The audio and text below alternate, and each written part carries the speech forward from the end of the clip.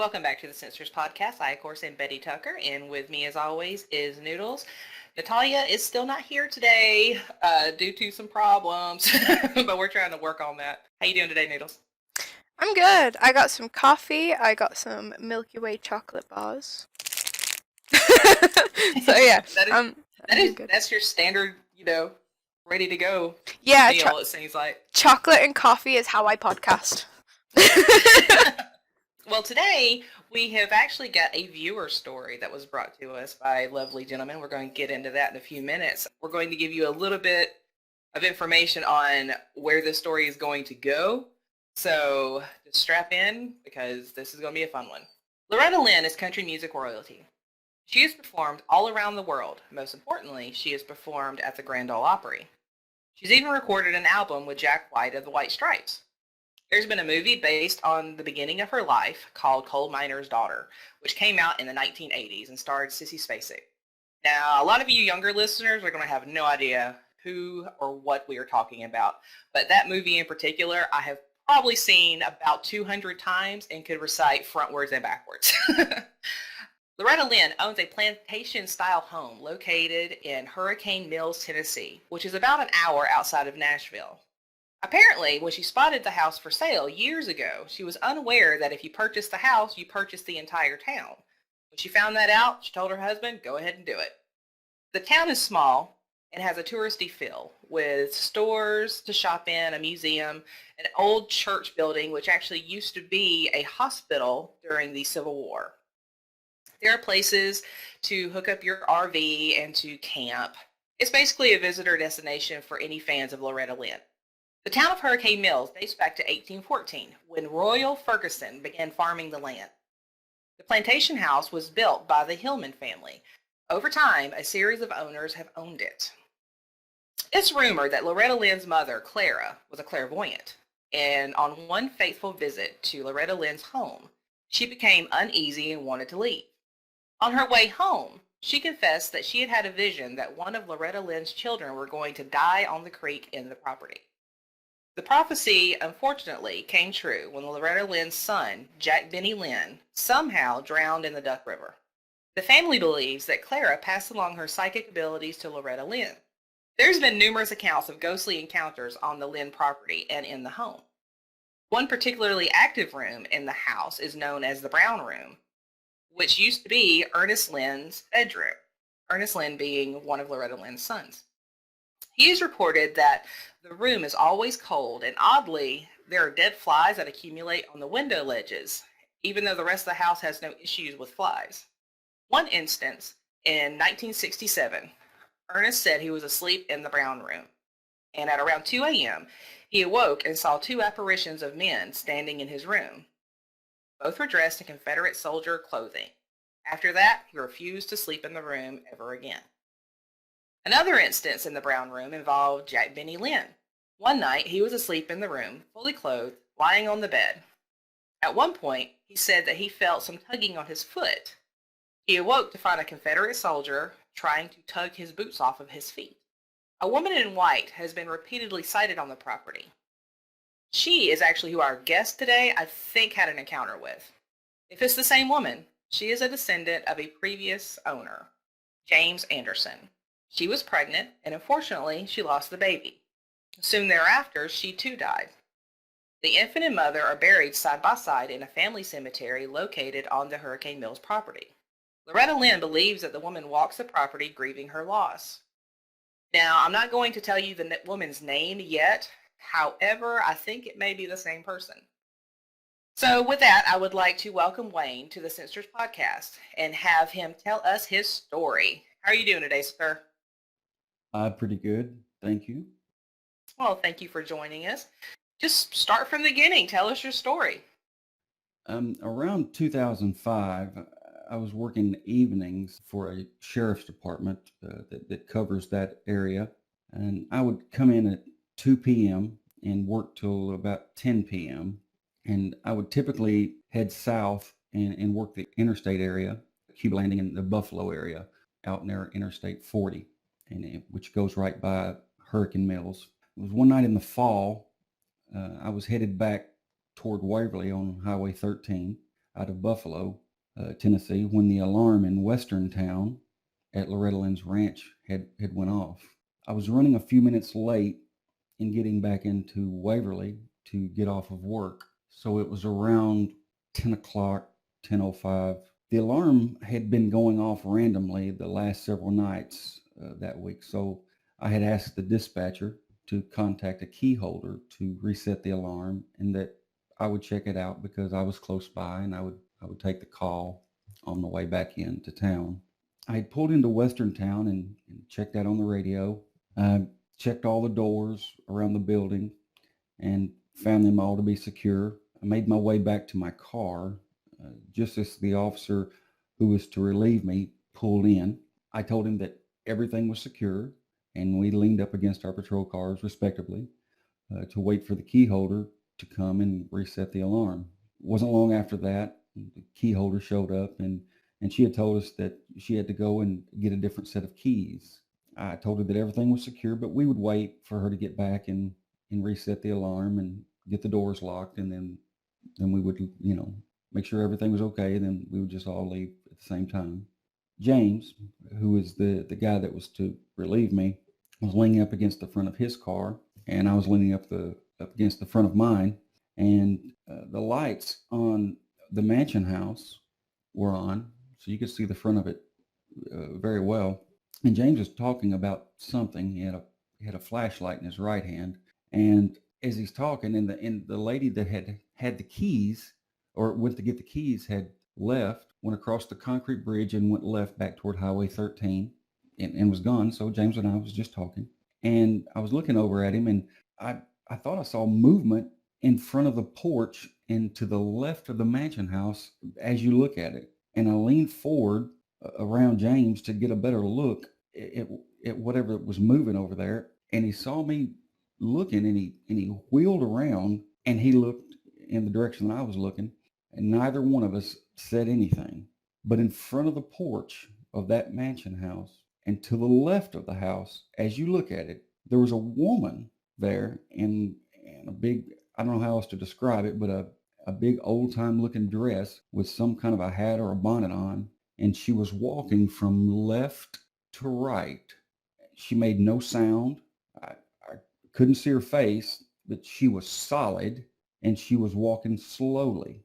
And she didn't seem to acknowledge that we were even there. When she got to the right side of the house, she just faded out.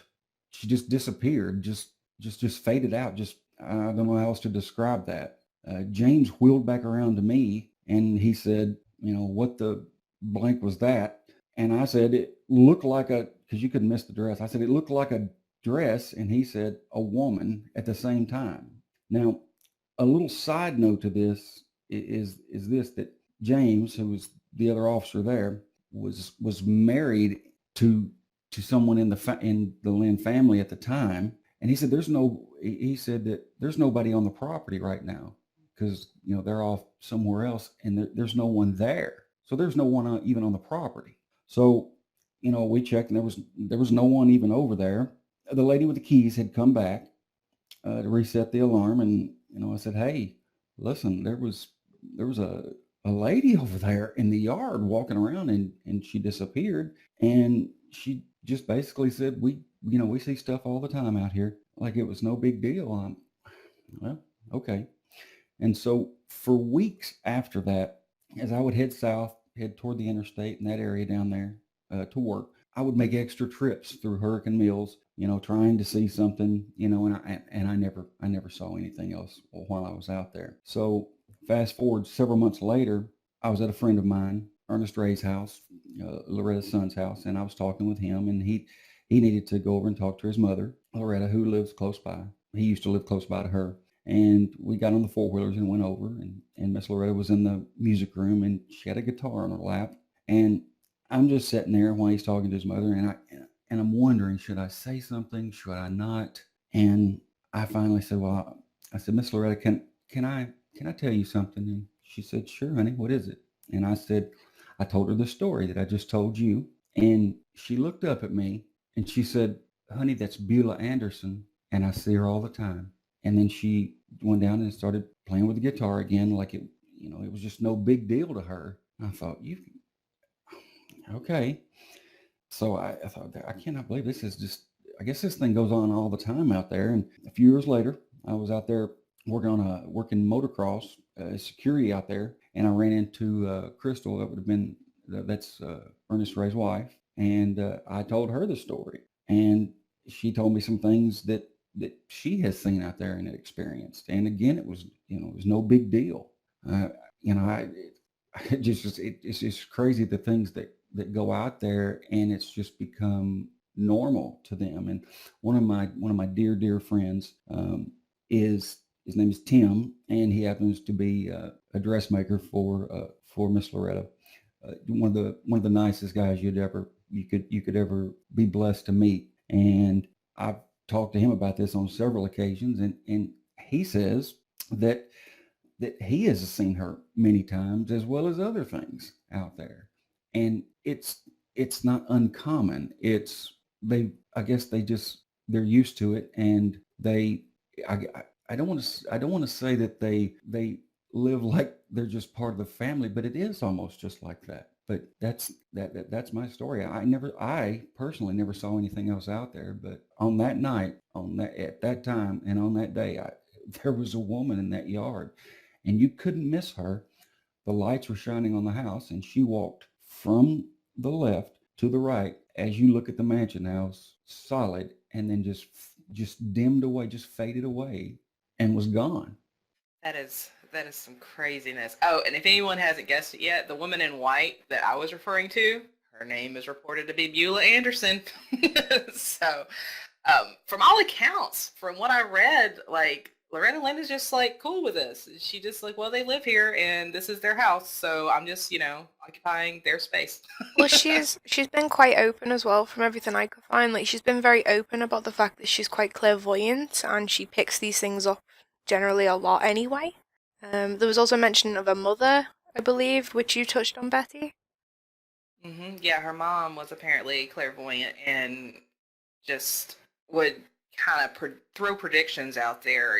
She wasn't like, your idea of like, this person who reads tarot cards or palms or anything. No, she was just a regular woman, and she just, seemed to know things.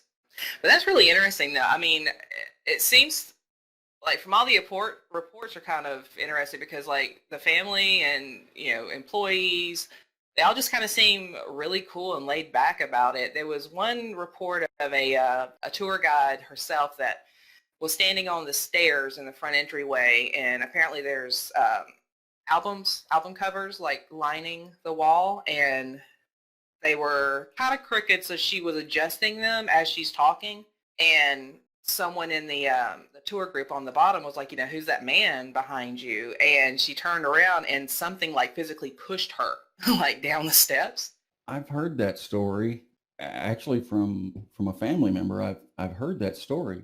Like I said, I guess if they don't bother them, and I guess vice versa, they just coexist happily.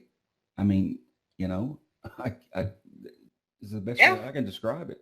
It's just a non-messy roommate that's just kind of there and doesn't eat your stuff out of the refrigerator. I mean, I'm a bit bugged. Like, I got questions for the ghost. Like, well, actually, no.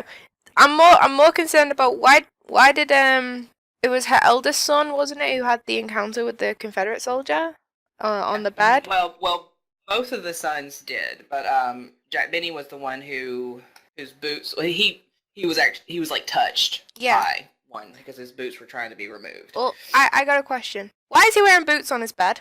Well, he probably just kind of like fell asleep like with his clothes on. Yeah, but boots on the bed. Come on. No. Noodles, you don't understand. Like, you don't understand. You don't wear your shoes around the house. God damn it. Well, that happens in the South. That's kind of what we do. Just, if you're exhausted, like you've been out all day, you just go crawl, lay yourself across the bed. Sometimes you forget to take your shoes off. Sorry. We don't do that here. Like, we really don't. Oh, no, that's bad. That's bad. You track all sorts through the house. Sorry, I'm just having like a little mini breakdown over this. Like, What? But apparently, he also had an encounter with a preacher, like a mysterious preacher down by the creek one day. Yeah, it was down on the bank of the either the creek or the river. Yeah, I've heard that story as well. From what I read, like he was just, Jack Benny was just hanging out down there, and this preacher out of nowhere came up and was just like, "Hey, I'm lost. Can you help me? Tell me where I'm at." Yeah, and he asked if he could, pray with Jack Benny, and he was like, "Well, I don't know how to pray." And so he's like, "I'll help you out. I'll teach you." And like, he apparently like said this really, Jack Benny apparently like recited this really, nice, heartfelt, very moving type prayer. And after that, though, like 2 weeks later, maybe, is when he had passed away in the same waters there. But no one ever saw the preacher again. He like disappeared. That's Yeah. kind of The way I understand it, the preacher may have been dressed in perhaps some older garb, perhaps something that a preacher would have worn, perhaps in the 1800s, kind of dressed in that style of clothing. The way I understood the story. yeah. Yeah, it kind of makes me wonder, like, if it was like a foretelling of what was about to happen to him, or A I don't ghostly know, apparition of some kind. possibly. Mm. Yeah, you never know. So yeah, that's pretty much that's pretty much the the show we have today. I really want to thank you for coming on with us, Wayne, and we're going to be showing pictures too. Do you want to talk about the pictures really quick that you gave us?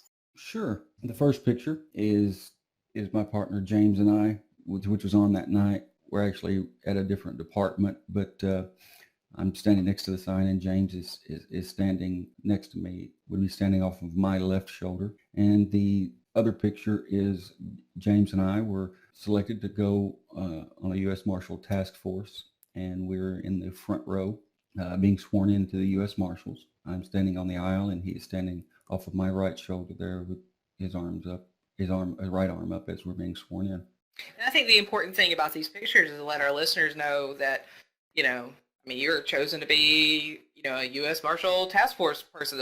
You're not a crackpot. You're not just some crazy old guy that just happened to see something blurry. No, and again, like I said, this lady in this yard was solid. I mean, she was as solid as anything you're looking at right now. She was solid up until she got to the other side, and then just faded out. James has passed on. He died from a heart attack several years ago, but was just a wonderful, wonderful guy, and I miss him very much. Just a super good guy, and was a great friend, and was a good officer, and I miss him. And let me throw this in there too. It was several years before, and I think it may be a little more accepted now, but back then, and especially before then, telling stories about experiences such as this was extremely frowned upon. I'm just telling you, so I didn't tell this story for a number of years because in law enforcement, if you say, well, you saw this, and you could be on your way out of a career because it was extremely frowned upon. Now I know now there's television shows and so on and so forth, and it might be a little more accepted, but before that, it was frowned upon, and you just didn't say those things and tell those things. And I probably would not have ever told this particular story, if there had not been another officer there that saw the same thing I saw at the same exact time. I mean, Well, yeah, because I would think that would be. I mean, I'll be questioning myself. Be like, did I just see that? I didn't see that. and in law enforcement, and I would imagine other fields as well, if you were to say that you saw something like that, and it would be it could damage your career, your reputation, all sorts of things. I mean, it could even possibly be used against you in some sort of a court case or something. You said my client did this. Well, you're the officer that claims he saw a ghost. And so you didn't do that. But several years went by, and I felt comfortable in saying, well, there was another officer there. He saw it as well, and he said, yes, I was there, and I saw it too. There's a woman in the yard walking and disappeared. So yeah, I mean, it's a lot more accepted now, but back then, and I sometimes wonder how many other officers or people in fields that that it was frowned upon had seen or witnessed things that had couldn't say anything, couldn't say anything at all because of that. See, I kind of wonder that too. So if any of our listeners want to come on here and anonymously tell us your story, we'll listen to it. I do wonder about that. I've never been on a ghost hunt ever before that day or up until this day, ever, not once, ever. And I don't own any equipment or anything of the sort. It's just, I do wonder that though, because surely others have seen and experienced things and kept quiet. I'm sure others have said things, but you know, it was just one of those things you did not do. So yeah. All right. Well, Noodles, do you have anything else to add?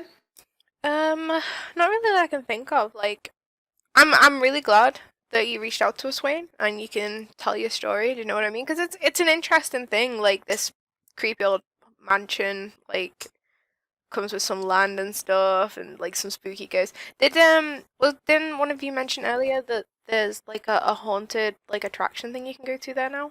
It's not a haunted attraction. I do believe that they have a ghost tour type of thing Yeah. that they do out there. But that let me tell you this, that the family out there and stuff, they are super good people, and the staff, they're just great people out there, and just good folks. And I would I don't work for them or anybody out there, but they're great people. And I would suggest people come down just to enjoy the area uh, out here. And but that because that place has got some history. And just enjoy the area if you can come down and see the place and enjoy the people here. But they do have they have events that go on all the time out there. And I do believe, to answer your question, I do believe they have a ghost tour thing. I don't know of the scheduling of it, but I'm sure on their website that can be found. But yeah, and listen, ladies, I want to thank you very much for having me on to tell this story, and I'm glad that I'm able to tell it now without now being retired after all these years. Be able to tell it without fear of any kind of that be held against me. So I want to thank you, ladies, for allowing me to do this on your platform, and I think you're doing a good thing. Yeah, you'd be Well, welcome. thank you for being with us. And It thank was it you. was really really great. Yeah. The say is we're happy to have people on and tell their stories. Like it's part of like the fun of this, I guess, is like, you know, people can come on, say their bit. I can say my bit about an experience I had in a castle, like what the heck was that? Like it's just a fun thing to like I guess it's kinda like we don't really have that kind of thing here, but like you always see it on television in the movies where like you sit around a campfire and tell spooky stories kind of thing and experiences. It kind of feels like that, but through the internet, which is really cool. So I can reach out to other people like around the world so they can experience it with us. Yeah. Can I have toasted marshmallows now? I mean, you got chocolate already, so all you need is toasted marshmallows and graham crackers. You mean digestive biscuits? You and your weird words. My little Britishisms. Well, I think you're so weird. So weird. Your freaking metric system and Yeah, and calling cookies biscuits. I don't get it. and you call scone like a salty scone a biscuit. Don't even start me on that. And white gravy. Jeebus. Yeah, we actually had white gravy last night because we had biscuits Oh, and it's gravy for dinner. So nasty. It's so You've nasty. never had it. No. You've never had It it. looks You so don't know. bad. I bet Wayne knows. I bet he knows biscuits and gravy and how good it is. Oh, I do. Thank- Man. So I've traveled around the world. I've retired from the service as well before I ever started law enforcement. So I've ate all kinds of food, but turkey and dressing is my thing, the way my mother makes it. But I know biscuits and gravy. I'll tell you one of the worst things I've ever eaten that comes somehow under the heading of food is Vegemite. Oh no. Marmite. Oh. Marmite's bad, but Vegemite is the worst thing ever. And Oh God. whatever that thing they eat up in, I think it's in Norway. It's something like fermented or pickled herring or whatever that is. Oof. Oh yeah, the pickled fish. Yeah. Oh, jeez. At least Vegemite doesn't smell horrifically bad. It just tastes that way. But Marmite's bad as well. But Vegemite has got to be the nastiest thing It ever. is. That stuff is something else. They advertise like super quick. They do advertise Marmite as like you either love it or you hate it, and the adverts are always families arguing about eating Marmite on toast. I mean, that's the truth, though. That's the absolute truth. It's The good. only way to do Marmite is to buy a jar of Marmite, take it home, go back to the store, and buy one more, then go home and throw them both. Yes, exactly. Throw them both in the trash. Yep. Or just give them That's the to same way me. that's the same way you eat candy corn. You buy a bag of candy corn and throw it right in the trash. We can't get candy corn here. I want to try Well, it. Count yourself lucky, because it's the same. I want to try candy corn. My dad actually works for a jelly bean company, and they make candy corn. He'll send them down here and be like, did you try that? Did you try that one? Well, you know what that was, right? Because they're candy corns, but they're disguised as other things. And I'm like, you're an evil man. I like the pumpkins during Halloween time, the mellow cream pumpkins. They're kind of like candy corn, except pumpkin shaped. I like those. Mm. Yeah, they're cute, but I don't eat those either.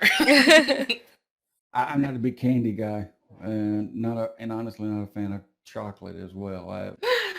My heart. I'm just Blasphemy. Oh, jeez. Thank you again, Wayne, for coming on. Thank you for bringing this wonderfully interesting story to us and, our listeners. And if anyone ever feels like they want to come and tell us the story, feel free to get in touch on Facebook, Discord, Twitter. We're everywhere. Mm-hmm. Just look for the SinSters. You'll find us. That's right. We are everywhere. And it's all in the description below. Shameless plugs. Uh-huh. And make sure you like and you subscribe and you ring the bell and, you do all the things. Do all the things. So yeah, basically just do all the things. Oh, and breaking news, a wild gnat has just appeared. Hey Nat, how you doing? Hi everyone, I'm sorry I haven't been around much. Just a lot of crazy stuff happening to me, especially recently getting prepared for the hurricane. Yeah, that was something. But I wanted to pop up because I just couldn't wait. I wanted to say something about this story.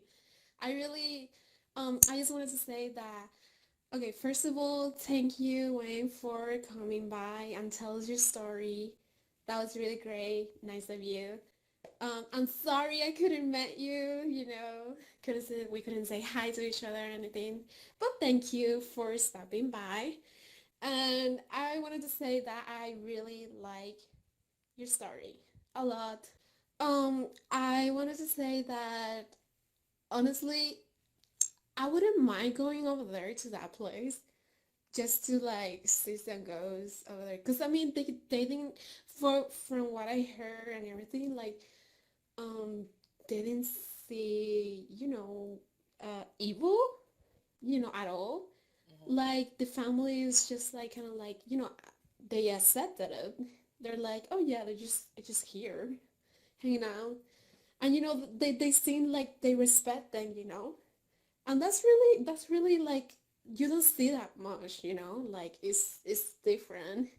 Usually people are scared. I'm like, oh no, I'm getting out of here. Wish I would be one of them.